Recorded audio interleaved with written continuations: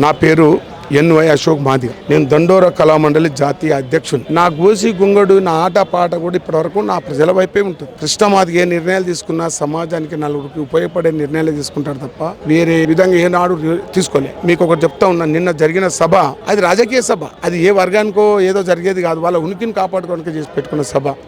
దానికి నిదర్శనం నిన్న వాళ్ళ వేదికల మీద మాట్లాడిన మాటలు అందరు ప్రజలు విన్నారు. ఏనాడొచ్చి వివేక్ వచ్చి ప్రజలలో మాట్లాడింది లేదు, ఏనాడు వచ్చి వాళ్ళ అన్న వినోద్ వచ్చి మాట్లాడలేదు. వాళ్ళ భయం ఏంటంటే రేపు క్లీమ్ రేర్ అయిపోయిందంటే మా పరిస్థితి రోడ్డు మీద అయితే ఇంకొకరికి అవకాశం ఇవ్వద్దని ఆలోచనతో సభ పెట్టుకున్నారు. సభ ఆ సభ ఎవరికి ఉపయోగపడేది కాదు. మరి కృష్ణమాది గారు అట్లాంటి సభలు ఎన్ని సభలు చేశారు?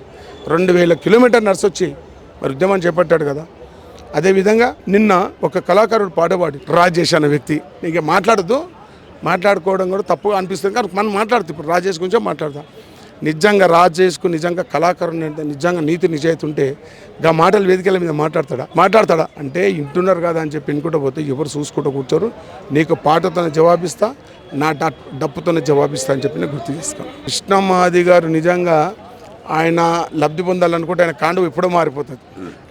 మెడలో ఇవాటి వరకు 30 సంవత్సరాలు ఒక కాండవ మీద ఉండేది, భవిష్యత్తులో కూడా కాండవ మారదు కృష్ణమాది గారు. ఇవాళ మాలమానాడు ఏ ఉద్యమాలు చేసి ప్రజలలో ఉన్నది.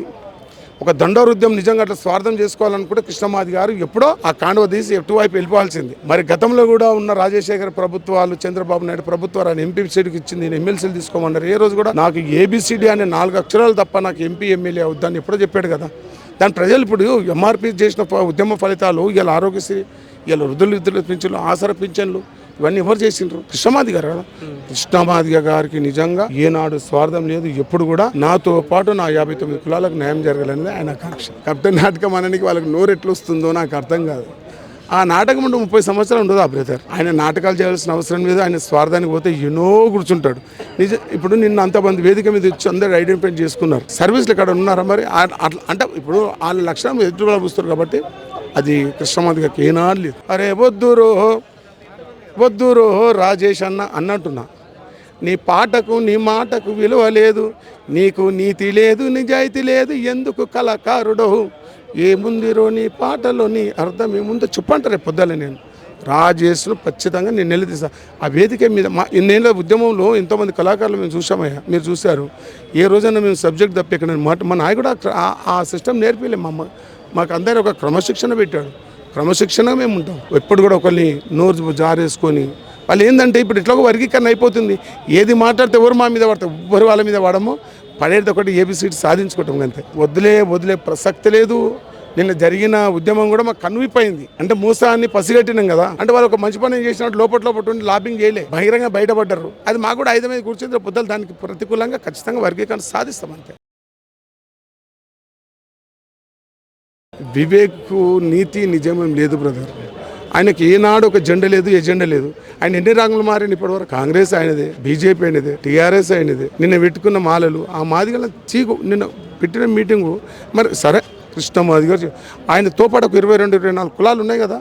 ఏ కులాన్ని ఎక్కడ నన్ను ఐడెంటిఫై చేసిండా? నా వెనుక ఇన్ని కులాలని. నేను మొన్న నేత కానీ అని నా ఇమ్మడి ఉంది అందించాడు. ఎమ్మడ వాళ్ళు స్టేట్మెంట్ ఇచ్చారు, నేత కానీ మీ ఎమ్మడి ఎప్పుడు లేము, మేము ఎంఆర్పిఎస్ వైపు ఉన్నాం. వాళ్ళ ఉపకళలో నేను స్టేట్మెంట్ ఇచ్చారు. కృష్ణమాదిగ ప్రయాణం ఎక్కడ ఆగదు. ఆయన ఏ నిర్ణయం తీసుకున్నట్టు ఆ నిర్ణయం ప్రకారమే ఆ యాత్ర నడుస్తుంది. కాబట్టి ఎప్పుడు కూడా ఆనాడు అంబేద్కర్ రథయాత్ర నడుస్తున్నప్పుడు ఆ కన్నం రథాన్ని ముందుకు ఏ విధంగా సాగారో కృష్ణమాది గారు రథం ముందుకు పోతుంది. వర్గీకరణ సాధిస్తాం. లాబింగ్ లేదు. వాళ్ళు చేసే లాబింగ్ మనం ఎదురుతే ప్రజలు నమ్మటట్లేదు.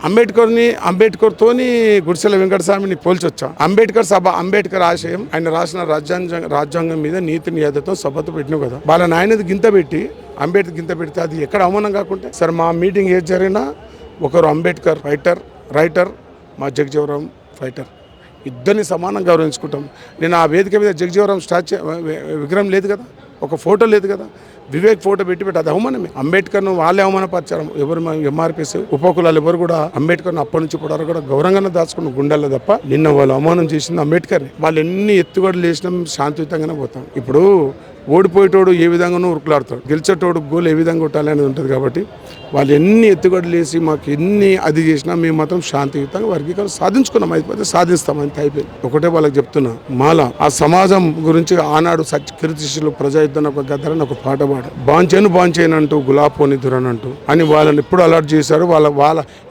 వాళ్ళ ఉనికికి మమ్మల్ని పెట్టుకోవడం. కాబట్టి అట్లాంటి వారికి నేనేం చెప్తున్నంటే ఇప్పుడు మళ్ళీ గ్రామాలకు పోతా. అరే ఎయ్యరా ఏ దండోరా ఏబిసిడిల దండోరా, అరే ఎయ్యరా ఏ దండోరా వర్గీకరణ దండోరా, ఎయ్యర బలె బలె బలె బలె బలె బలె హా, అరే ఎయ్యర ఏ దండోరా మాది గనల దండోరా చెప్తూ, అరే మాదిగ దండోరా అంటే మామూలి మాట కాదు, మాదిగ దండోరా అంటే మామూలి మాట కాదు, మాదిగొల్ల శక్తి నాపై ఎవడి అబ్బతరం కాదు, మాదిగొల్ల శక్తి నాపై ఎవడి అబ్బతరం కాదు, అదిగో కదిలిండు చూడు అన్న మాదిగా మన హక్కులను తెలియజేసే కృష్ణమాదిగా, అదిగో లేచిండు చూడు కృష్ణమాదిగా మన హక్కులను తెలియజేసే కృష్ణమాదిగా, మందకృష్ణ లేచినాడు పల్లె పల్లె తిరిగినాడు, మందకృష్ణ లేచినాడు ఊరు ఊరు తిరిగినాడు, మందకృష్ణ లేచినాడు గుడిసె గుడిసె లేపినాడు. ఈ విధంగా మళ్ళీ నేను నా ఉద్యమాన్ని ఆటపాటలు తీసుకుపోయి నేను ఎవరినో టార్గెట్ కాదు, రేంజేల రాజేష్ గురించి మాట్లాడవలసిన అవసరం లేదు. ఆయన సమాజంలో లెక్క కూడా లేను. ఆయనకు దిశ లేదు మాకున్నది ఒక ఎజెండా ఉంది. ఆ నాయకుడు మా వైపు సమాజం వైపు మేము నిలబడ్డాం.